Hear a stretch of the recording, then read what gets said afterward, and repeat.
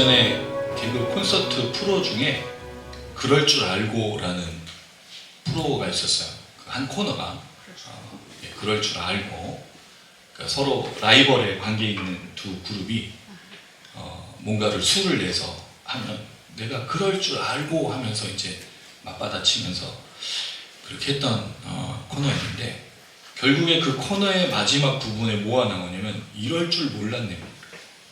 그럴 줄 알고 하다가 끝은 이럴 줄 몰랐네죠. 근데 여러분, 이 이야기를 들어보면서 이게 인생사라는 생각이 듭니다. 여러분이 그렇게 느끼지 않습니까? 그런 사람에 대해서, 어떤 사람에 대해서 그 사람이 그럴 줄 몰랐네, 그런 얘기 하잖아요. 일이 이렇게 될 줄 몰랐네. 왜 그럴까요? 우리 인생을 다 파악하지 못하기 때문인 거죠. 사람에 대해서 마찬가지입니다. 근데 여러분, 그걸로 사람을 낙심할 필요가 없어요. 왜냐면 우리 자신도 내가 그럴 줄 모르거든요. 앞으로 일어날 일들에 내가 어떻게 대처하고 어떻게 살아갈지 아무도 모릅니다. 그리고 우리는 그럴 줄 몰랐는 거예요, 늘. 근데 이 이야기를 왜 들으냐? 하나님이 그럴 줄 알고의 하나님이시거든요. 여호와 하나님이라는 뜻이 무엇일까? 오늘 이제 처음으로 하나님이 자신의 이름을 계시해 주세요. 그전에도 하나님의 이름이 나온 적이 있었습니다. 기억나시나요? 아브라함에게 나는 전능한 하나님이라, 엘yon. 그 다음에 이제 하나님이란 이름에 붙여서 수식어들이 나왔죠. 뭐 살피시는 하나님, 돌보시는 하나님. 근데 사실 그건 이름이 아니에요. 그냥 하나님이란 단어가, 엘로힘이 우리가 말하는 하나님이 아니거든요. 하나님이 무슨 뜻이죠? 유일하신 분이란 뜻이잖아요. 근데 히브리어의 엘로힘은 신이에요, 그냥 신. 장원 복수라 그래서 복수로 되어 있는데 단수 취급합니다. 그럼 이스라엘 신이나 예굽의 신이나 다른 신들 다 엘로힘이에요. 그냥 신인 거죠, 엘. 근데 왜 하나님이라는 게 이름이 됐느냐? 사실 여기서 하나님이라고 부르지 않는 거죠, 그들은. 그냥 엘이라고 부르는 거예요. 근데 여호와라는 이름을 처음 주시는 거죠. 근데 여호와 하나님이라는 이름을 한마디로 압축하면 그럴 줄 알고라는 거죠. 이게 굉장히 중요한 거예요. 물론 여기 내용에 살필 게 굉장히 많아서 오늘 다룰 수는 없지만, 다 다룰 수는 없지만, 여호와라는 의미가 과연 뭐냐? 두 가지 제가 설명을 드리고 마지막에 그럴 줄 알고로 이제 결론을 내고자 하는데, 여호와라는 뜻이 무슨 뜻이다? 그럴 줄 알고인 거예요. 하나님은 그럴 줄 몰랐네, 이렇게 될 줄 몰랐네가 없다라는 거죠. 이게 되게 중요해요. 우리는 사람에 대해서 그럴 사람이었는지 몰랐네, 이렇게 그렇게 될 줄 몰랐네지만 하나님은 그럴 줄 알고 계시는 거예요. 사람을 의지할 필요가 없습니다. 물론 그렇다고 사람을 거부할 필요는 없죠. 그래서 사람은요, 변하고 바뀌고 원하는 대로 되어지지 않아요. 아니, 내 감정도 내가 모르고 나도 나를 좌지우지 못하는데 누구를 우리가 기대하며 바라겠습니까? 그럴 수 있다는 거죠. 오히려 그럴 수 있다. 뭐라고요, 여러분? 그럴 수 있다. 네, 그러셔야 돼요. 누구의? 사람에 대해서. 또 하나, 세상 일에 대해서도 어떻게? 그럴 수 있어. 왜죠? 그럴 줄 알고의 하나님이 계시니까. 만약에 사람만 보고 살면, 우리가 사람의 모든 것을 좌지우지하는 것으로 생각한다면 그럴 줄 알고의 매이고 그렇게 될 줄 몰랐네의 매일 수밖에 없어요. 그래서 오늘 여호와 하나님, 이 중요한 이름을 다룰 때 이 얘기를 꼭 기억하시고, 아마 오늘 듣는 얘기도 거의 처음 듣는 이야기실 거예요. 그래서 500원씩을 꼭 가실 때 돈 좀 벌었으면 좋겠는데 지금 개척한 이후에 한 번도 돈을 벌지 못했던 아픈 과거가 있습니다만, 그럴 줄 알고 하나님을 함께 좀 생각해 보고자 합니다. 13절, 14절에 이제 하나님의 이름을 계시해 주세요. 13절 한번 읽어보겠습니다. 시작. 모세가 하나님께 아뢰되 내가 이스라엘 자손에게 가서 이르기를 너희의 조상의 하나님이 나를 너희에게 보냈다며 그들이 내게 묻기를 그의 이름이 무엇이냐 하니 내가 무엇이라고 그들에게 말하리까. 자, 여기서 여러분 느껴지는 게 뭐세요? 어떤 게 느껴집니까? 모세가 하나님을 잘 알고 있는 것 같습니까? 잘 모르는 것 같습니까? 잘 모르는 거. 네, 잘 몰라요. 왜냐하면 이 출현에 대해서 그 전에 광야의 40년, 그리고 그가 애굽 왕자로 살았던 그 40년, 이 모든 80년의 세월 동안 그에게 하나님이 어떤 존재로 나타났느냐 거의 찾아볼 수가 없는 거죠. 그리고 이 하나님의 떨기나무 가운데서 임했을 때 모세 이름을 부르죠. 2번 불렀죠. 근데 그가 하나님이라고 외치지 않는다는 거예요. 하나님이 설명해 줬어요. 하나님의 소개가 2번 나타나는 거죠. 지난번에는 아브라함과 이삭과 야곱의 하나님이었다. 그리고 나서 이제 그 하나님이 자신을 한 번 더 소개해 주는데 모세가 묻는 거예요. 하나님이 누구냐는 거죠. 근데 빗대어서 얘기하죠. 어떻게? 내가 그 하나님을 만났는데 알았어요, 하나님. 이스라엘 백성들에게 가서 이걸 얘기한다면 뭐라고 얘기해야 되냐 이거죠. 왜냐면 그들이 물을 거라는 거잖아요. 그럼 이스라엘 백성들도 하나님을 잘 알았을까요? 잘 모르고 있다는 거죠. 결국 이 400여 년의 노예 생활이 요셉의 그 이후 애굽 왕이 출현한 이후에 이 이스라엘 백성들에게 하나님은 신은 신이지만 들어온 얘기지만 실제로 역사하는 걸 본 적이 거의 없는, 물론 모세가 태어날 때 히브리 산파들의 역사가 있었죠. 하나님 역사가 아예 없었던 건 아니니까. 그러나 그들이 하나님을 잘 모르고 있었다는 거죠. 그런 면에 있어서 모세가 걷는 광야, 제가 광야가 바뀌어야 된다고 말씀드렸어요. 광야는 힘들고 어렵고 내쫓기는 곳이 아니다. 거기 하나님 동행이 있고 하나님 알아가는 곳이라고 말씀드렸는데, 오늘 또 하나, 하나님이 자신을 소개하는 곳이 광야인 거예요. 하나님을 알 수 있는 장소가 어디라고요? 광야인 거예요. 광야는 외로운 곳이 아니에요. 왜? 이 광야를 나갈 때 오늘 하나님께서 자기를 소개하죠. 언약을 말씀하시고 명령해요. 이거는 동일한 거예요. 지난번에 나눴던 얘기랑 반복되는 거예요. 반복됐다는 말은 강조하는 것도 되고 하나님이 그렇게 하시겠다는 의지가 있는 거죠. 그리고 마지막에 어떤 은혜를 베풀 것인가? 빈손으로 가지 않게 했다. 너희들에게 뭔가 주겠다는 약속을 하고 계시는 거예요. 그럼 하나님의 이 광야는 없이 가는 게 아니라는 겁니다. 제가 처음에 이 광야를 생각할 때 신발은 한 짝이었던 것 같아요. 신명기 말씀에 보면 그들의 신발이 헤어지지 아니하고 40여 년 동안, 그런데 옷과 폐물이 있었던 걸 보면 옷은 가지고 있었던, 여벌을 갖고 있었던 것으로 보입니다. 그리고 뭔가를 사 먹을 수 있는 것들도 가능했는데, 근데 만나 매출하기 일단 주신 것을 볼 수 있고요. 어쨌든 그렇게 하나님이 채워주시는 광야이기 때문에 광야는 버림받은 장소, 하나님 내쫓으신 장소가 아니라는 거죠. 하나님 동행이 있고 또 뭐가 있다? 하나님을 알아가는 과정이 있는 거죠. 그래서 모세도 이 광야에서 하나님을 알아가는 거예요. 신앙이 그런 거예요. 신앙은요, 알아가는 겁니다. 여러분, 우리가 결혼해서 남편과 아내가 알아가는 거잖아요. 야다. 알다는 뜻이 있어요. 경험적으로 아는 거예요. 겉으로는 결혼 전에도 잘 알았다고 생각해요. 근데 결혼하고 나서 꼭 하는 얘기가 있죠? 그럴 줄 몰랐어요. 그럴 줄 모르는 게 아닌 거예요. 그러니까 서로 알아가는 거죠. 이건 모든 관계가 다 그렇습니다. 그래서 그 사람을 깊이 알려고 하면 뭘 가라 그러죠, 항상? 여행을 가라 그러잖아요. 여행 가는 그 사람의 본 모습이 드러난다. 광야, 본 모습을 보는 거죠. 이 본 모습에 하나님은 광야에서 자신을 너무나 잘 소개해 주세요. 보여주세요.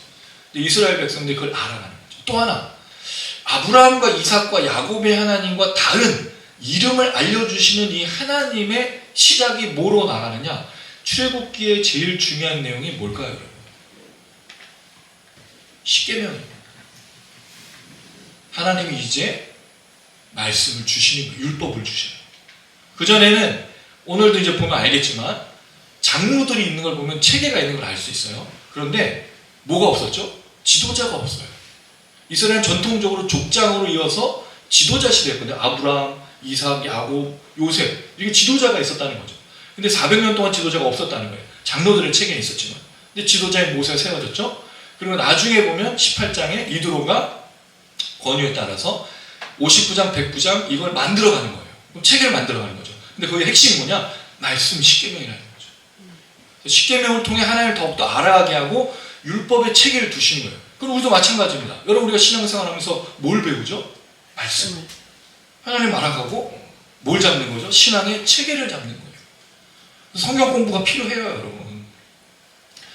요새는 기독교가 하도 욕을 먹고 기독교의 모든 행동이, 모든 것들이 다 욕을 먹는 시대라서 뭘 하긴 좀 애매한데, 성경 세미나도 있어야 되고 성경 공부도 있어야 되고 제자 훈련도 다 있어야 돼요. 그게 변질돼서가 문제인 거지, 변질됐다고 여러분 그걸 안 하는 건 문제가 있는 거잖아요. 그럼 여러분 예배가 변질됐다고 예배를 안 드리지 않을 거잖아요. 목사가 변질됐다고 해서 목사를 없애지는 않을 거잖아요. 그러니까 되게 우리의 이 그 관념이나 생각에 위험한 게 뭐냐면 뭐가 문제가 있으면 다 없애버리려고 해요. 근데 여러분 이건 옛날에 좀 이상한 대통령 했던 거 아니에요? 문제가 생기면 없애버렸잖아. 그게 아니지. 그건 원래 필요한 건데 필요한 것들을 변질됐으면 고치면 되죠. 회복하면 되죠. 수리하면 되죠. 그리고 원래 교회는 리포메이션입니다. 개혁이에요. 개혁이 안 된 게 문제지. 변질된 것을 고치려고 해야 되는데 우린 그렇지 않아요. 그래서 예배를 없애요. 그래서 목사를 없애요. 그럼 문제가 또 생긴다는 거예요. 왜? 인간이 만들어낸 건 다 문제가 있기 때문이에요. 완벽한 건 없습니다. 그걸 바꿔야 될 문제가 있는 거예요. 그래서 목사들도 바꿔가야 되는 거예요. 성도들도 바꿔가야 되는 거죠. 만인제사장으로서 목사와 성도들의 관계가 상하의 관계가 아닌 거 알죠? 너무 잘 알고 있어요. 그러나 목사 역할이 필요하죠. 왜? 교사니까. 전문 성경 교사로서 가르침이 필요하다. 여기까지만 좀 말씀드리되 광야가 무엇이냐를 설명을 드리면 성경의 체계, 율법의 체계가 시작이 되는데 신앙도 그와 같다는 거죠. 우리가 처음부터 하나님 알지 못해요.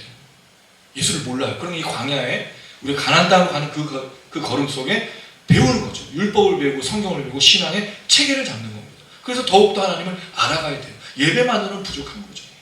예배로 하나님을 다 알아가기가 어렵습니다. 그래서 성경을 공부하는 거죠. 성경을 묵상하고 통독하는 거죠. 근데 묵상과 통독은 한계가 있어요. 왜? 내가 이걸 했는데 이걸 생각했는데 맞는지 안 맞는지 물어보지 못하는 거죠. 물론 요새는 AI가 다 설명해 주지만 걔가 거짓말도 하거든요. 그리고 가짜 자료를 가지고 또 무슨 자료까지 거기에 들어가 있죠? 모든 이단의 자료들도 들어갔기 때문에 조심해야 돼요. 그래서 바른 신학을 가진 목사님들에게 배울 필요가 있다. 그래서 목사가 필요한 거예요. 왜 신학 공부하겠습니까? 우리가 전문적으로. 왜 히브리어 헬라어를 공부하고 또 왜 신학을 그 조직 신학도 다 배울까요? 그 이유가 있는 겁니다. 그런 면에서 이 출애굽이 어떤 것인지 좀 기억했으면 좋겠고요. 어쨌든 모세도 이 하나님을 잘 몰랐고 이스라엘 백성도 그 하나님을 알아가는 과정이라는 생각이 들어요. 그래서 이름을 묻습니다. 자, 그럴 때 14절 읽어보겠습니다. 시작. 하나님이 모세에게 이르시되 나는 스스로 있는 자니라. 또 이르시되 너는 이스라엘 자손에게 이같이 이르기를 스스로 있는 자가 나를 너에게 보내셨다. 자, 이 이야기 속에 스스로 있는 자라는 이 단어의 번역이 사실은 좀 굉장히 어렵습니다. 이게 하야라고 하는 동사가 있는데요. 있다, 존재하다, 발생하다, 이루다. 주로 비동사, 영어의 비동사와 좀 유사한데 또 비동사와 같지는 않습니다. 이게 히브리어는 좀 다르니까. 근데 이 동사가 2번 쓰였어요. 그래서 이거를 어떻게 이제 문장으로 읽느냐면 예흐예, 아쉐르 예흐예입니다. 그러니까 관계 대명사가 있고 예흐예라는 동사, 예흐예 이렇게 되어 있는 거죠. 그럼 이게 무슨 뜻이냐? 몇 가지 견해들이 있어요. 제가 좀 소개를 시켜드릴게요. 첫 번째, 손석태 교수는 이렇게 얘기했어요. 나는 나이다. 나는 참으로 있을 뿐이다. 나는 너와 함께 있을 것이다. 이렇게 이제 이 스스로 있는 자를 번역한 거예요. 3가지 의미로. 나다. 나다라는 뜻이 난 나야. 그러니까 I am who I am이죠. 난 나야. 그 다음에 나는 참으로 있다. 나는 존재하는 자다라는 뜻이죠. 나움사르나, 제가 좀 자주 주석으로 참조하는 나움사르나라는 그 유대인 교수는요, 나는 나다. I am, that I am. 나는 나인 존재다. I am who I am. 나는 존재할 존재일 것이다. 이게 무슨 말인지 잘 모르겠는데 I will be what I will be. 나는 존재할 것으로 존재한다는 뜻이죠. 그게 무슨 얘기냐면 내가 생각하면 나는 그대로 존재한다는 뜻이죠. 그러니까 하나님은 누가 만들어주거나 누가 영향 끼칠 수 있는 존재가 아니라는 거예요. 나는 내가 생각하는 그대로 존재하고 내가 생각하는 그대로 살아낸다는 뜻인 거죠. 그래서 이렇게 설명했어요. 제임스 브루크너는 나는 있는 것으로 있다. 이게 또 무슨 뜻이야? 나는 있을 자로 있을 것이다. 이게 좀 중요해요. 그러니까 있는 것도 되는 데지만 있을 것, 그러니까 미래든지 앞으로 있을 의도든지 모든 것으로 존재할 수 있다는 거죠. 그러니까 하나님은 자신의 존재를 피조물처럼 있지 않아요. 피조물은 어떻게 되죠? 영향을 받잖아요. 만들어진 것은 만든 자나 환경이나 어떤 것에 영향을 받는데 하나님은 전혀 영향을 끼칠 것이 없다는 거죠. 오히려 하나님은 뭐죠? 원인이 됩니다. 하나님으로부터 모든 것이 시작된다는 뜻이죠. 존 더햄이라는 교수는 나는 존재하고 있는 자이다. 이게 좀 더 맞는 것 같아요. 나는 존재하고 있다. 이게 무슨 뜻이죠? 난 지금도 존재하고 앞으로도 존재하고 과거에도 존재했다는 뜻이죠. 하나님의 존재, 하나님은 처음과 마지막, 시작과 마침, 알파와 오메가라는 표현인 거예요. 근데 여기에 하나님에게 영향을 끼칠 것이 없어. 근데 여러분 우리는 우리에게 영향 끼치는 게 많죠. 우리 부모의 영향도 받고 환경의 영향도 받습니다. 그러니까 우리는 존재하지 않아요. 그러니까 존재하고 있지만 존재하는 대로 살아내지 못하죠. 왜? 영향을 받으니까. 근데 하나는 그런 것이 없다. 그 다음에 마틴 루터라는 교수는요, 나는 내가 되고자 하는 대로 될 것이다. 이게 이제 아까 말했던 내가 원하는 대로 할 것이라는 뜻이죠. 그 다음에 이제 더글라스 스튜어트 교수는 이렇게 얘기했어요. 이거 좀 중요합니다. 나는 존재하게 하는 자이다. I cause to be. 나는 존재하게 하는 자다. 이게 무슨 뜻이죠? 하나님 만들어 가신다. 나는 스스로 존재하지만 다른 것을 존재하게 한다는 원인이 되는 거죠. 그래서 성경에서 뭐라고 하나님을 소개합니까? 태초에 하나님이 천지를 창조하시니라.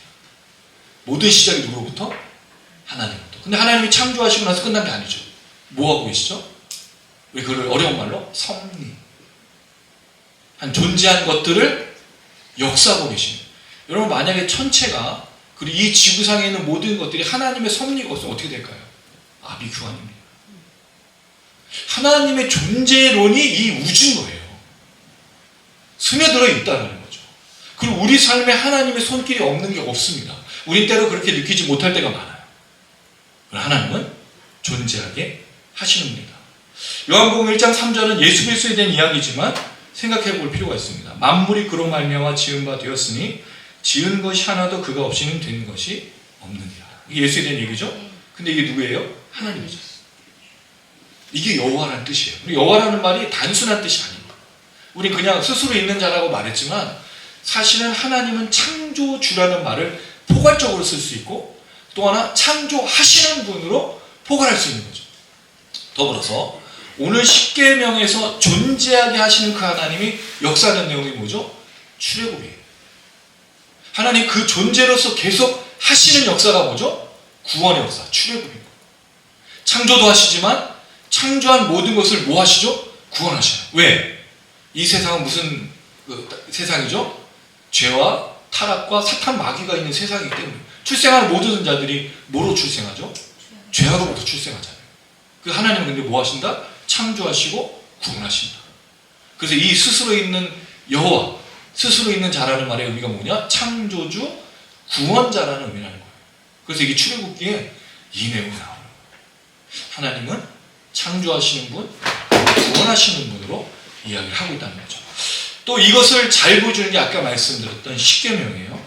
십계명이 출애굽기 20장 3절에서 8절에 나오는데 제일 첫 번째 십계명에서 제일 첫 번째 나오는 계명이 뭐죠? 기억나시나요, 여러분? 네, 잘 안 나죠? 다른 신을 두지 말라. 왜? 하나님이 유일한 하나님이시기 때문에. 두 번째 계명은 뭐예요? 네, 우상을 만들지 말라. 왜? 하나님만이 하나님이시니까. 세 번째, 하나님의 이름을 망령되이 하지 말라. 왜? 신은 하나님밖에 없기 때문에. 네 번째, 뭘 지켜야 돼요? 안식일을. 왜 안식일을 지키죠? 창조주 구원자에 대한 바른 반응, 올바른 태도가 뭐죠? 예배이기 때문이에요. 그래서 여러분 출애굽기의 이 내용에 하나님이 노동의 해방으로 모세를 부르지 않았다는 거죠. 오늘 이 내용 속에 애굽왕 바로에게 가서 설명할 때 이 백성들을 어떻게 출애굽시킬 거냐를 하나님이 말씀해 주시는데 노동의 해방이다. 애굽왕 네가 우리를 억압시켰다. 이 내용이 나오지 않아요. 비록 하나님 그걸 다 알고 계시고 보고 계시고 그것에 대해 들으시지만 진짜 이유는 뭐냐? 사흘길을 가서 광야에서 제사하도록 있거든요. 예배인 거예요. 제사인 거예요.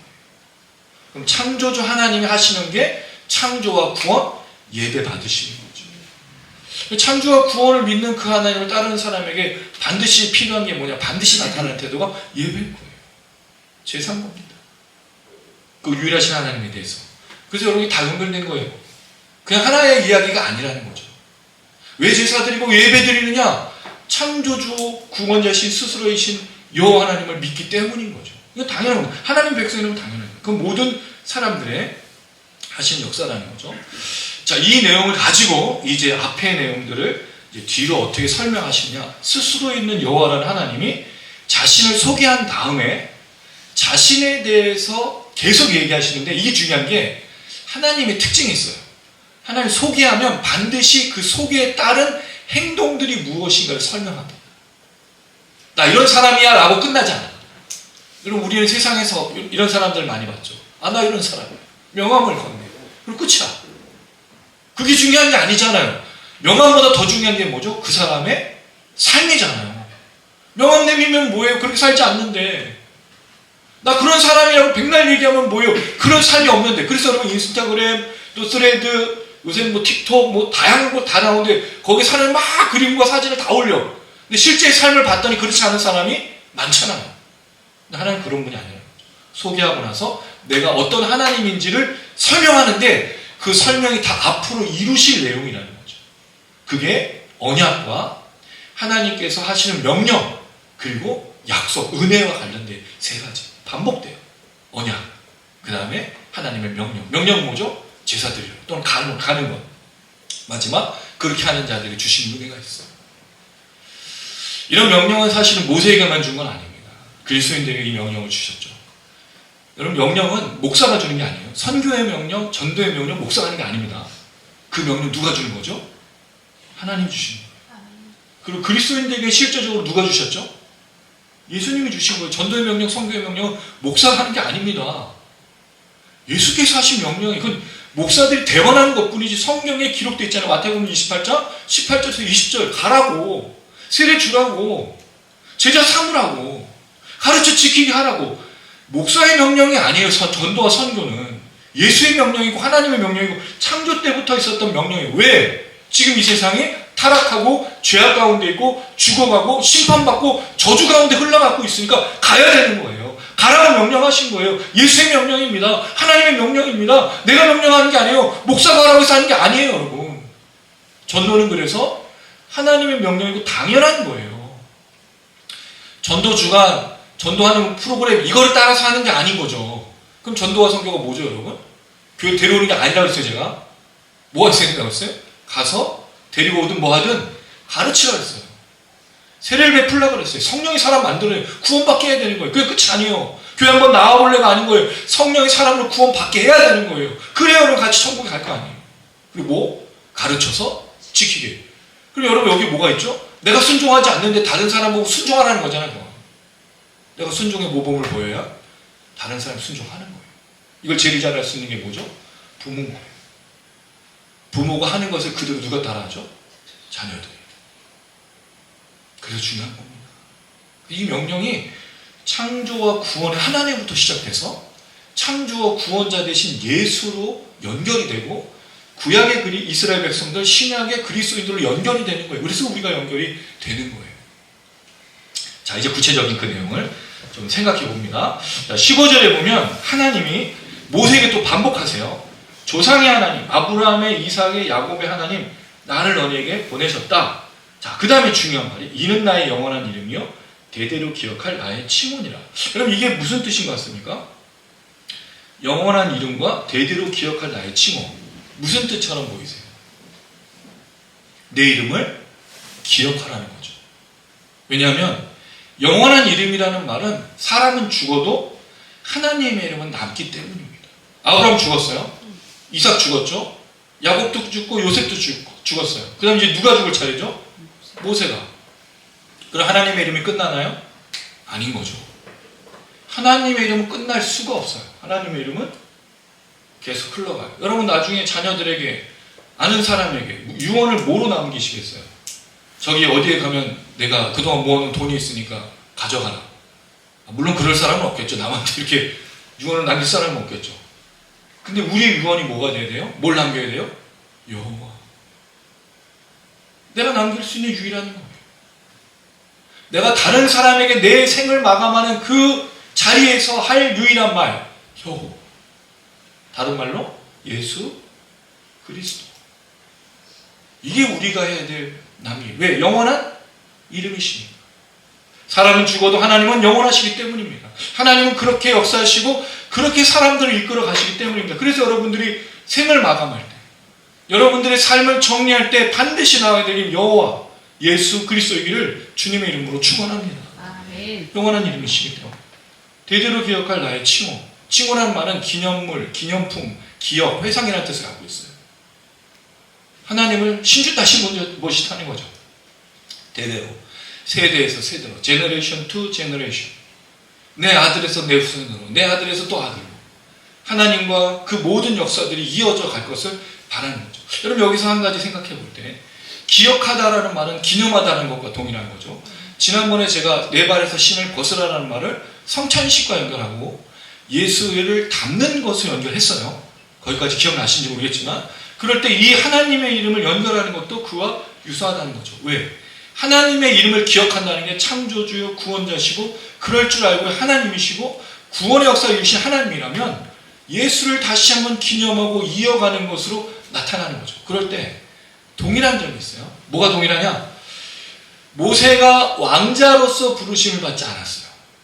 모세가 언제 부르심 받았죠? 목자였을 때, 40년의 밤에서. 다윗이 언제 왕으로 부름 받았습니까? 목자였을 때였어요. 목동이었을 때. 예수님은 자신을 뭐라고 소개하셨어요? 선한 목자. 그리고 베드로는 뭐라고 하나님 명령하셨죠? 예수께서 내 양을 먹이. 목자. 신기하죠? 목자의 삶으로 나아가는 사람. 그럼 여러분, 우리가 반드시 가야 될 것이 뭐냐? 오늘 이 영원한 이름을 기억한다는 것이 바로 그 예수를 닮은 삶으로 나가는 것. 그게 바로 여러분 기억하고 기념하는 거예요. 우리가 다른 누군가를 기억하고 다른 누군가를 생각하고 그걸 마음에 품는다는 말은 그 사람이 했던 말과 그 사람이 했던 행동들을 따라간다는 얘기거든요. 결국 예수를 닮아가서 목자로서의 삶을 감당하는 거죠. 이거는 목회자만의 역사가 아닙니다.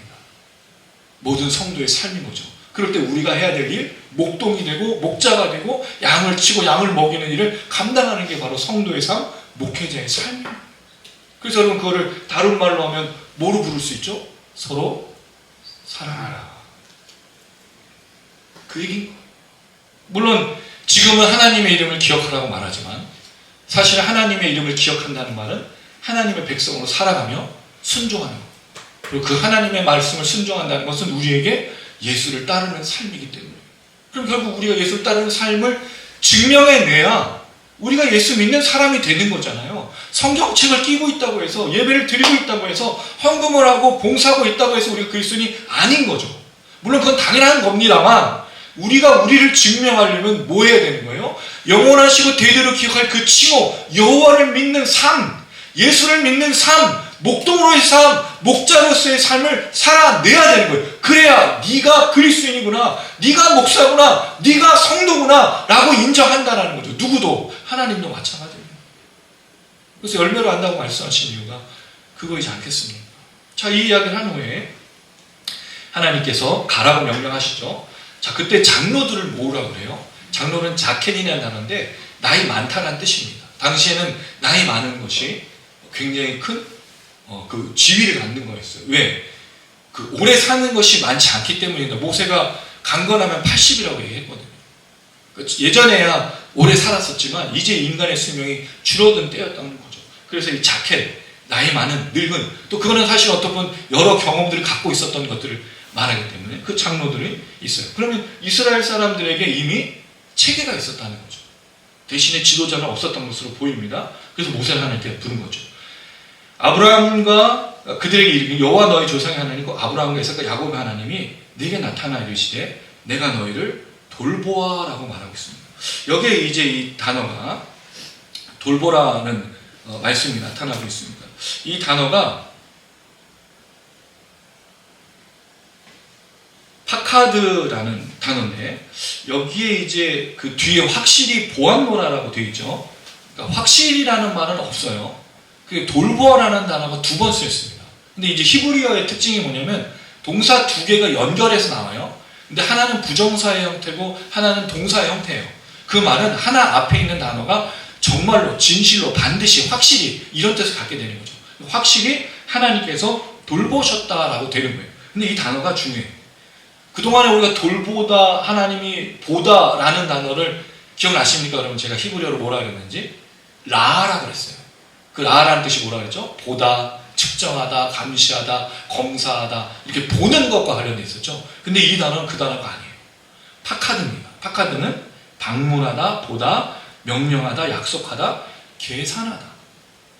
그 다음 이 단어가 성경에서는 또 구약에 어떻게 번역이 됐냐면 보응하다는 뜻도 있어요. 근데 여러분, 이게 굉장히 중요해요. 하나님이 실제로는 돌보는 게 아니고 계산하고 계셔요. 그게 무슨 뜻이냐면 이스라엘 백성들이 당하는 고난, 고통, 그들의 괴로움을 하나님이 계산하고 계시다는 거죠. 그 계산하고 계시다는 말이 어떻게 드러나죠? 뒤에 빈손으로 내가 보내지 않겠다. 400년 동안 이스라엘 백성들이 노예로 살고 억울함과 고통과 노동으로 살았던 걸 하나님이 다 계산하고 있다는 거예요. 그 계산하고 있다는 말은 뭐가 나중에 온다는 거죠? 보상이 따른다는 거죠. 그래서 여기에 보복의 하나님이 나옵니다. 하나님은요, 자신의 백성이 당하는 걸 참지 않으세요. 요한계시록 기억나죠, 여러분? 순교자들이 하나님 앞에 나와서 죽음을 당해서 어떻게 하나님 우리를 내버려 두셨습니까? 언제까지입니까? 그랬더니 내가 그 기한이 찰 때 보응하겠다, 보복하겠다, 원한을 갖겠다고 말씀하십니다. 그래서 하나님 심판하시는 거예요. 성도들의 간절한 기도를 반드시 응답하신 하나님이죠. 그리고 구약은 그 안에 더 자주 나와요. 보복의 하나님의 개념이 너무 잘 나와. 그리고 또 하나, 십계명 속에 그 내용들이 있어요. 살인하지 말라, 도둑질하지 말라. 이 내용 그냥 이렇게 십계명이 되어 있지만 이걸 설명하는 신명기 말씀과 출애굽기의 설명을 보면 보복의 원리가 작동하고 있어요. 구약에. 네가 살인했어? 부지 중에 살인일 경우에는 그냥 넘어가지만 부지 중에 살인이 아닐 경우는 반드시 보복하게 돼 있어요. 누구 걸 빼앗았으면 배로 갚든지 4배로 갚든지 여러 가지 방법들이 있었다는 거죠. 이게 하나님이에요. 그럼 여기서 말하는 돌보다는 말은 하나님이 차곡차곡 계산하고 그 백성들이 당하는 것들을 하나님이 쌓아놓고 계신다는 거죠. 그리고 어느 그 순간에 하나님이 이것을 갚아주시겠다는 것으로 말하는 단어가 파악하는 겁니다. 하나님 돌보고 계시다는 게 뭔가 이렇게 양육하고 뭔가 이 사람이 잘 살 수 있도록 격려하는 차원의 의미만이 아니라 하나님 그 모든 것을 지켜보고 계시다가 언젠가는 우리 자신의 백성들을 향해서 반드시 갚아주시는 것으로 등장하고 있다는 거죠. 사랑하는 여러분, 하나님은요, 우리가 살아가는 삶에 무관심하지 않으세요. 반드시 기억하고 계십니다. 우리의 눈물, 우리의 수고, 우리가 신앙으로 버텨내고자 하는 모든 세월들과 우리의 탄식과 한숨을 다 기억하세요. 그리고 반드시 하나님이 여러분의 그 기도에 대해서 응답하십니다. 할렐루야. 여러분 꼭 믿으셔야 돼요. 반드시입니다. 반드시. 그래서 성도의 기도, 성도의 수고, 성도가 무릎 꿇어 엎드려 하나님을 위해 살아가는, 예수를 위해서 살아가는 모든 삶들을 하나님이 다 기억하시고 반드시 보응하시고 계산하시고 그 원한도 갚으시고 보상하신다는 거예요. 그래서 나중에 우리가 듣는 얘기가 뭐예요? 그런 사람들에게 착하고 충성된 종아, 내가 작은 일에 충성했으니 나와 함께 이 자리에 들어오자. 굉장히 중요한 겁니다. 이 보응의 원리, 보복의 원리. 구약은 더 심해요. 그래서 하나님께서 이 400년의 세월 동안을 기억하고 계십니다. 내가 돌보아. 너희가 확실히 당한 일을 내가 계산하고 있었어. 이렇게 들리는 거죠. 내가 다 갚아줄 거야. 이렇게 얘기하고 있다는 거죠. 자, 그리고 나서 17절 읽어보겠습니다. 시작. 내가 말하였거니와 내가 너희를 애굽의 고난 중에서 인도하여 적과 꿀이 흐르는 땅, 가나안 족속, 헤트 족속, 아모리 족속, 브리스 족속, 히위 족속, 여호수 족속의 땅으로 올라가게 하리라. 자, 땅에 대한 얘기가 나와요. 근데 여러분, 이게 앞서 나온 3장의 말씀과 다른 점이 있습니다. 3장 8절에 보면 어떤 땅으로 올라갈 것인지를 이야기하고 있는데 거기에 이런 표현이 있죠. 그 땅에서 인도하여 아름답고 광대한 땅, 젖과 꿀이 흐르는 땅으로 얘기했어요. 근데 오늘 본문에 뭐가 빠졌죠? 아름답고 광대한 땅이 빠졌어. 그럼 이건 하나님 말씀이니까 하나님 빼신 걸 수도 있고 모세가 들었지만 생략한 걸 수도 있어요. 왜냐면 기록한 건 모세니까. 그럼 왜 빠졌을까? 여러분, 이게 나중에 하나의 암시가 됩니다. 민수기 13장 32절 33절 한번 찾아보죠. 민수기 13장 32절 33절 이걸 빼먹었던 그 결과가 뭐로 등장하는지 한번 보시면 진짜 깜짝 놀라게 됩니다. 민수기 13장 32절에서 33절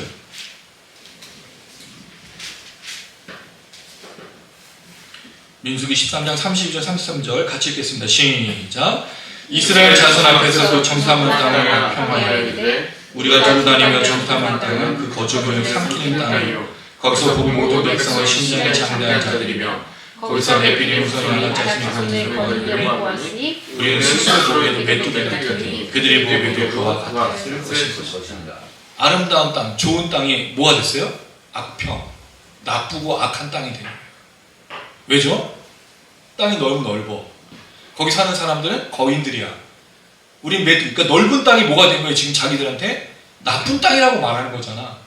하나님 광대하고 좋은 땅, 열매 맺기 좋고 풍족한 땅이라는 건데, 이 사람들은 그 넓은 땅이 이 사람들 장대에서 우리에게는 가까이 갈 수 없는 땅이에요. 거인들의 땅이라는 거 악평하고 있는 거예요. 좋은 땅이 아닌 거예요. 악한 땅이라는 거예요. 근데 신기한 게 뭔지 아세요, 여러분? 그 정탐꾼들이 거기에서 나는 포도를, 그 열매들을 자료 잔뜩 메고 와가지고 먹어. 탐스럽다고 얘기해. 그건 적과 꿀이 이른 거지. 그 땅은 들어갈 수 없다는 거예요. 여기 생략된 표현이 여기서 나올 때 마치 이걸 암시하는 듯한, 실제로는 이게 무슨 땅에 대해 아름답고 광대한 땅으로 읽혀져야지. 이스라엘 백성의 40년의 광야 생활 동안 그렇게 생각이 됐어야지. 근데 직접 봤더니 분명히 넓고 좋은 땅이지만 자신들에게는 악하고 광대한 땅이 아닌 거예요. 하나님의 말씀이 어떻게 나중에 변하게 되는가, 말씀을 어떻게 순종해야 되는가를 다시 한번 생각해 보게 되는 겁니다. 하나님 약속했죠. 조상의 하나님이신데 돌보시고 인도하여 올라가게 하신다. 올라가게라는 말이 여기서는 없는 단어고 에리는 전치사로 쓰였습니다. 자, 그럴 때 이어서 얘기합니다. 자, 18절 같이 한번 읽어보겠습니다. 시작. 그들이 내 말을 들으니 너는 그들의 장로들과 함께 애굽 왕에게 이르기를 히브리 사나는 하나님께서 내게 명하셨은즉 우리가 우리 하나님 여호와께 제사를 드리려 하오니 사흘길쯤 광야로 가도록 허락하소서 하라. 야, 여러분 여기서 이제 뭐 크게 우리가 다룰 만한 내용이 없을 것 같은데 이상한 점이 한 가지 있어요. 하나님이 허락을 받은 거예요. 여기 허락하소서가 나오잖아. 그럼 모세에게 지금 애굽 왕에게 가서 허락해 달라고 말. 이건 이유가 되죠. 왜냐하면 상식적으로 생각해 보세요, 여러분. 요셉을 모르는 왕, 요셉을 거절하는 왕이 지금 이스라엘 백성들을 노예로 삼았죠. 자유를 박탈했어요. 노동자로 만들었어요. 노예로 만든 거예요. 그리고 나서 400년이 왔어. 그럼 이 사람들이 지금 하나님의 갑자기 나타나서, 여기 이제 나타났다는 말이 우연히 만난다는 뜻이거든요. 계시적 만남으로 얘기한 거예요. 신이 나타나서 우리에게 가서 제사를 3일길, 사흘길이 3일길이니까 3일길쯤, 지금 호렙산에 와서, 이게 3일길 정도 되는 거니까 와서 예배 드리라고 했다. 여러분이 애굽 왕이라고 한번 생각하고 애굽 백성이라고 한번 생각했어요. 갑자기 모세가 와서 신을 만났습니다. 신이 우리 보러 제사를 드리러 나가라고 했어요. 노예가 한 얘기잖아. 노예 선동하는 거잖아. 노예 신들이 지금 그렇게 말하는 거예요. 애굽 왕이 듣고, 아, 그렇습니까? 그럼 그렇게 가셔야죠. 이렇게 할 수 있을까요, 여러분? 불가능한 거예요. 근데 신기하게도 하나님이 이 모세에게 이렇게 허락을 구하는 것을 쓰고 있다는 거죠. 여기 이제 허락하소서라는 말은 사실은 없는 단어고, 나라는 그 감탄사인데, 바라건대, 원하건대. 우리가 바랍니다. 3일길쯤 광야로 가서 제사를 드리게. 이렇게 되는 거예요. 그럼 어쨌든 허락을 구하든지 뭔가 부탁하는 표현을 하고 있는 거죠. 그러나 사실 실제로는 부탁이 아니에요. 협박하는 거죠. 신이 나타났어. 우리에게 3일길 광야로 가서 제사를 드리라고 명령했어. 어떻게 할래? 이렇게 되는 거죠. 여기 뭐가 달려있는 거예요? 뒤에? 하나님의 이제 뒤에 명령이 나옵니다. 10가지 재앙과 하나님의 심판이 포함되어 있어요. 왜냐하면 이 사람들은 그걸 믿지 않았기 때문이죠. 애굽 왕이 여러분 그렇게 갑자기 와가지고 모세가 목자인지 뭐하는 이 차림새부터 해서 왔을 때 뭐로 느껴졌겠습니까? 받아들일 수 없는 그런 삶에 대해서 얘기하고 있는 거예요. 그러니까 이 얘기들을 받을 수 없다는 것을 너무나 잘 아는 상황 속에서 하나님이 말하는 거죠. 그리고 결국 이 이야기 속에 하나님의 핵심은 아까도 말씀드렸지만 노동력에 대해서 이야기하고 있지 않다는 거죠. 하나님이 영적인 차원에서 이 애굽 왕에게 이야기하고 있다는 거예요. 그러니까 결국 이게 뭘 거는 거냐면 하나님의 애굽 왕에게 전쟁을 걸고 있는 거예요. 그래서 10가지 재앙에 나오는 여러 그 재앙의 그 개구리부터 뭐 피로 바뀌고 그런 게 있죠. 그게 다 그 애굽의 신들과 관련돼 있어요. 나중에 우리가 함께 생각해 보도록 할 겁니다. 하나님 지금 뭘 하고 있는 거냐면 애굽 왕에게 전쟁을 걸고 있는 겁니다. 내가 이렇게 받아서 그 하나님께서 당신에게 이렇게 말씀하셨습니다. 근데 하나님은, 저는 이게 좀 대단하게 생각하는 게 그거예요. 하나님은 한 번에 그 애굽 왕에게 나타나 꿈에 현몽해가지고 나가도록 하지 않고 그 과정을 거친다는 거죠. 방법을 쓰시는 거예요. 근데 저는 이게 중요한 이유가 뭐냐면 구원의 역사, 하나님의 출애굽의 역사 속에 하나님 막무가내로 진행한 적이 없다는 거죠. 순차적인 방식과 하나님의 섭리 속에서 가장 선한 길로 인도하시는 거예요. 바로 쓸어버리고 애굽 사람을 다 죽여버리고 이러지 않는 거예요. 하나님 심판을 그렇게 하신 적이 한 번도 없어요.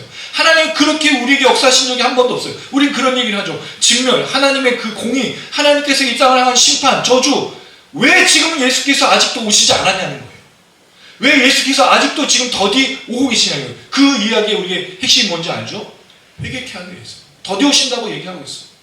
하나님 애굽도 쓸어버릴 수 있죠. 그 신들이 거짓 신이기 때문에 하나님이 역사할 수 있지만 말하도록 하는 거예요. 애굽에게 가서 모세를 통해서 아론을 통해서 이야기하시죠. 근데 이야기하니까 안 들어. 그러니까 10가지 재앙으로 계속해서 보여줘요. 여러분 그 내용이 무엇입니까? 뒤에 나온 얘기예요. 19절 내가 하노니 강한 손으로 치기 전에는 애굽 왕이 너희가 가도록 허락하지 아니할지라. 강한 손, 하나님의 하자크, 강력한 권능의 손으로. 이 손이 나오는 이유는 애굽의 손에서 건져내신다는 그 표현 그대로 받고 있는 거예요. 그럴 때 허락하지 않을 걸 알았어. 여기서 그럴 줄 알고 하는 여호와 하나님이 나오는 거죠. 그때 강력한 그 하나님의 손이 나타나서 하시는 내용을 말씀하시는 겁니다. 20절 한번 읽어볼게요. 시작. 내가 내 손을 들어 애굽 중에 여러 가지 지역으로 그 나라를 칭후해야 그가 너희를 보내리라. 이겁니다. 한 단계를 거치세요. 과정을 거치세요.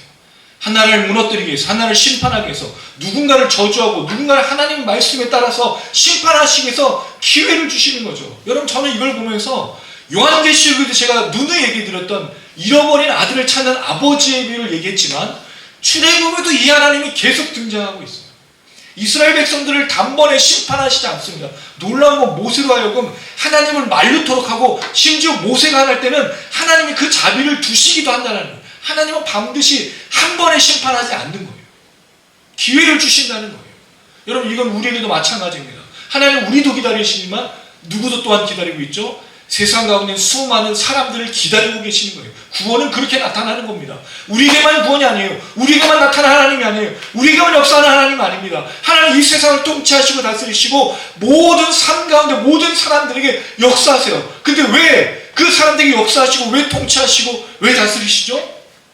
그 사람들이 하나님을 알고 깨닫고 하나님께로 돌아오고 하나님의 구원을 경험하고 창조주신 하나님을 믿게 하도록 하기 위해서요. 그러니까 우리가 살아있는 거예요. 그러니까 우리가 여기 붙어있는 거예요. 그러니까 우리가 그 자정에 있는 거고 우리가 그 직장에 있는 거고 우리가 그 삶의 터전에 있는 겁니다. 왜? 수많은 사람들이 그걸 알아야 되니까 그 사람들이 우리가 말해야 되니까 그 사람들이 하나님의 손길이 여전히 있으니까 창조주요 구원자요 그럴 줄 알고 하나님이 당신 하나님도 되신다고 말하기 위해서 거기 있는 거예요.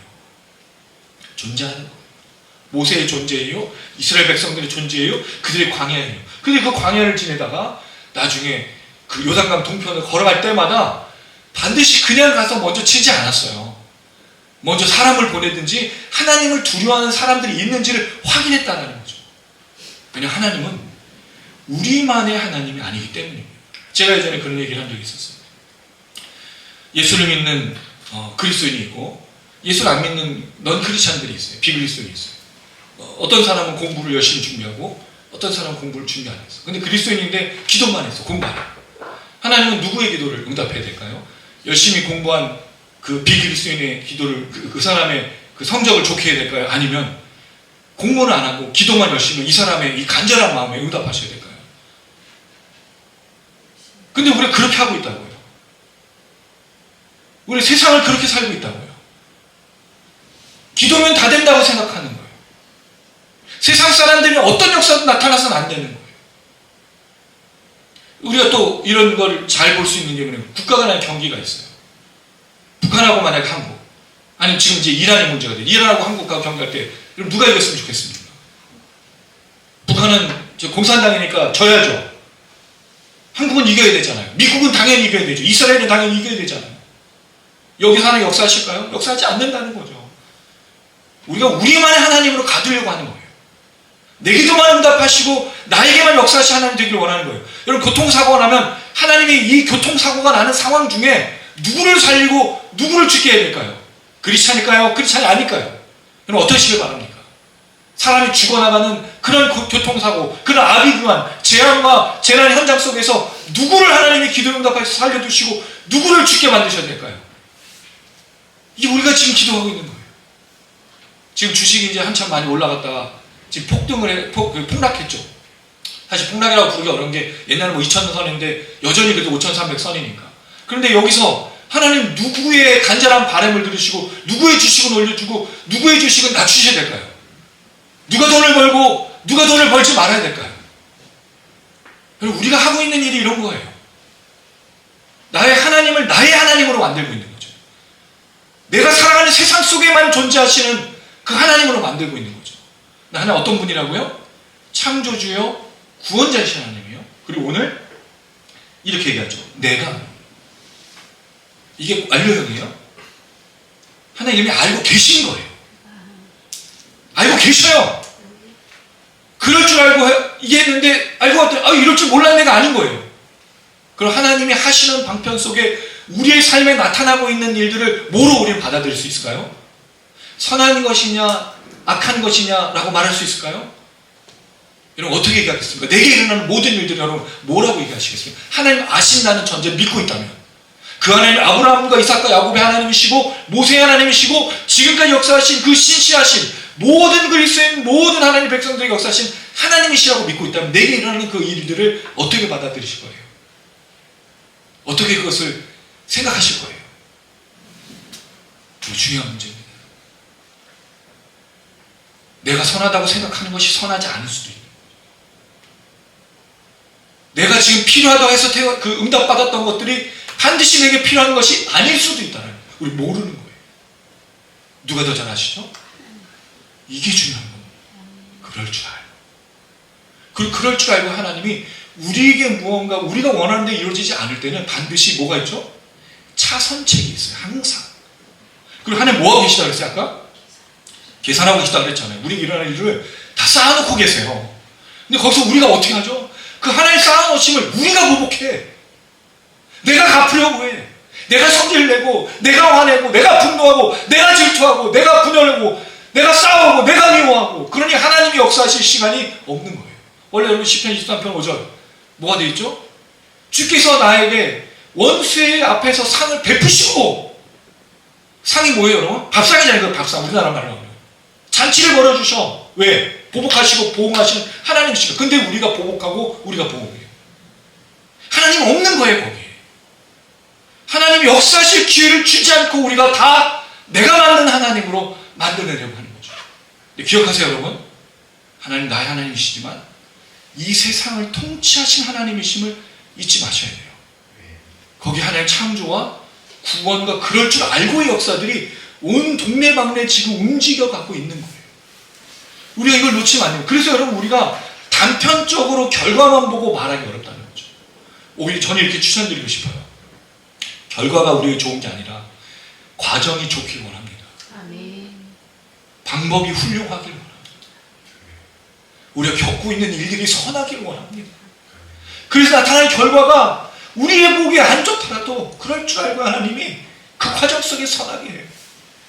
그 방법 속에서 원칙과 선으로 이길 걸 보고 축적해 쌓아놓다가 나중에 내가 보복하고 내가 보응할 거, 굉장히 중요한 거예요. 이게 이스라엘 백성들에게 하나님 주신 그 말씀입니다. 그래서 여호와 하나님은 창조주요 구원자요 그럴 줄 알고 하나님이시라는 거죠. 이 애굽왕이 그럴 줄 알았어요. 모르는 게 아니야. 그럼 왜 하나님이 그 애굽왕을 바로 죽여버리지 않죠?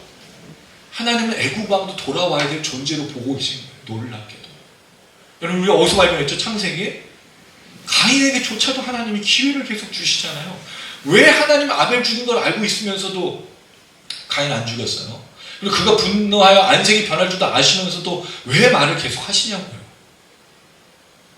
하나님 왜 악인을 이 세상에 두실까요?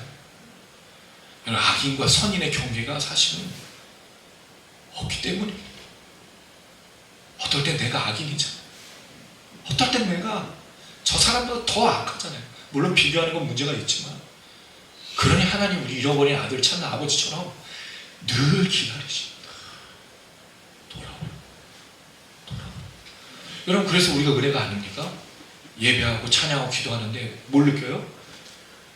나를 기다리시는 그 하나님을 깨닫잖아요. 하나님 그렇지, 언제나 나를 기다려주셨지. 제가 아는 목회, 제가 지금까지 경험했던 그 목회에서 하나님은 기다려주신 분이셨어요. 만약에 그 하나님이 기다리시지 않고 저도 이제 한 성질 하잖아요. 한 급함하잖아요. 바로 무악 했으면요 살 수도 없었고 목회가 그만 이미 포기해서 딴 거 하고 있었을지 몰라요. 근데 그렇게 똥볼을 차고 그렇게 헛짓거리를 하고 잘못 선택하고 후회하고 그런 일도 막 없는데도 하나님은 항상 기다려주셨던 거예요. 그러니까 여러분 되게 재밌는 거예요. 잃어버린 그 이름 잃어버리지 말고 기억하라고 하는데 이스라엘 백성 맨날 잃어버리지 않아요, 이 이름을? 근데 하나님 여전히 계속 기다려. 왜? 그래서 뭘 보내요? 선지자를 보내, 사사를 보내, 하나님의 사람들을 보내. 그러니까 이게 맞물려 있는 거예요. 근데 그 속에 누가 또 있다고요? 우리만 있는 게 아니니까. 하나님의 역사 이런 겁니다. 그래서 우리가 좀 크게 보자고요, 여러분. 나의 차원으로 보면 하나님을 한없이 작게 만들어서 하나님을 자꾸 뭐라는 분으로 만드는 사장님으로 만드는 거예요. 내가 열심히 일했으니까 돈 달라고. 왜 이것밖에 연봉이 안 돼요? 왜 이것밖에 보너스를 주지 않아요? 왜 나를 못 쉬게 하는 거예요? 이렇게 하나님을 만드는 거예요. 하나님을 사장님으로 만드지 마시고 하나님을 창조주요 구원자의 여호와 하나님, 그럴 줄 알고 하나님으로 만드신 여러분들 되시기를 주님의 이름으로 축원합니다. 아멘. 이 이야기 후에 하나님이 이적을 베푸시고 마지막 한 구절만 보고 마무리하겠습니다. 21절입니다. 시작. 내가 애굽 사람으로 이 백성에게 은혜를 베게 할지라 너희가 나갈 때에 빈손으로 가지 아니하리라. 이게 재밌는 표현이에요. 여기 이제 빠진 단어가 있는데 아인이라는 단어인데 눈이 빠졌어요. 내가 은혜를 입히한다는 말을 보면 애굽 사람이 이스라엘 백성들을 되게 좋게 영어 번역은 페이버라고 해서 이스라엘 백성들에게 되게 좋게 보게 된 거예요. 하나님의 은혜를 베푸셔서. 근데 애굽 사람들이 뭘 하는 거죠? 빈손을 가지 않도록 은폐물, 금폐물, 장신구를 주는 것처럼 되어 있는데 히브리어 원문을 보면 그렇게 되어 있지 않아. 은혜를 하나님이 이스라엘 백성들을 줘. 근데 누구의 앞에서? 애굽 사람이 눈 앞에서요. 이게 중요한 거예요. 이게 뭐죠? 원수의 앞에서 상을 차리신 하나님. 그래서 아까 말했던 보복의 하나님, 보응의 하나님, 그렇게 나오는 거죠. 하나님이 어떻게 해요? 지금까지 400년 동안 고생한 이스라엘 백성들을 애굽 사람 앞에서 10가지 하고 다 뒤집어 엎고 다 팬 다음에 지금 애굽 사람 두들겨 맞았잖아요. 그 막 흐물음하고 있어서 빨리 나가라고 막 할 때 재물도 주고 폐물도 주고 제발 나가기만 해주면 좋겠다. 그렇게 만들어. 그래서 애굽 왕이 너희가 빨리 가는 것이 우리에게 축복이다. 이렇게 얘기를 해요. 그렇게 만들어 보여요. 하나님 이렇게 역사하죠. 우리가 휘어잡고 우리가 주먹질을 하고 우리가 보응을 하려고 하면 아무것도 되지 않아. 근데 하나님께 맡기고 하나님을 기다리면 하나님이 그럴 줄 알고 하나님께서 역사하시는 은혜가 있습니다. 올 한 해 우리에게 많은 일들이 또 있겠죠. 또 우리가 살아가는 일들 속에 여러 가지 일들이 있을 겁니다. 우린 그럴 줄 알고 했지만 이럴 줄 몰랐네 사람을 살아가요. 그 속에서 그럴 줄 알고의 하나님을 따라서 하나님께서 내 원수, 내가 망하기를 바라고 내가 잘못되길 바라는 그 사람들 앞에서 제발 하나님 너를 축복해주면 좋겠다라고 나를 축복하는 그런 역사가 나타났으면 참 좋겠습니다. 아멘. 그게 우리 한 해의 예배, 우리 한 해의 그 신앙 그렇게 되기를 주님의 이름으로 축원합니다. 아멘.